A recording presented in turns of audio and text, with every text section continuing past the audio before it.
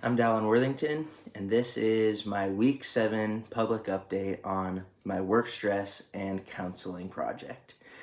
So, in the last 2 weeks, we have shifted a little bit from what we did in the first few. In the first few, I went and got an interview with a blue collar person and came up for the questionnaire for somebody who's facing blue collar work stress, and if they would think that counseling would help and things like that. So this week we just kind of did the same exact thing with a white collar person. We came up with questions to kind of gauge the stress that these people face, and with those questions we are just aiming to see what their opinion on counseling is, if they've sought counseling, if it helped, and if their counseling was provided by their employer.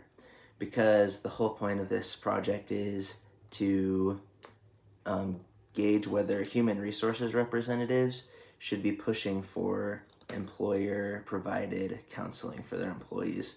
And if that counseling is something that improves the morale of the employees and the mental health, and in turn those things will benefit the employer because their employees work harder, work better, work more efficiently. Something that we have to do coming up is to interview a counselor.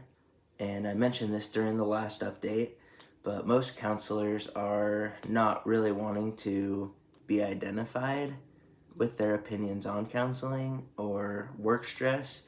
So it seems like most of those interviews are just going to be transcripts and anonymous, but we're still really excited to get those opinions and professional opinions as well. And yeah, so just to recap, we did blue collar first, and then this week we're doing white collar and making all those questionnaires and gonna get an interview in. And the next few weeks we're going to talk with counselors, and then eventually it's all going to culminate to a verdict paper about whether human resources representatives should advocate for employer provided counseling for employees to deal with their work stress.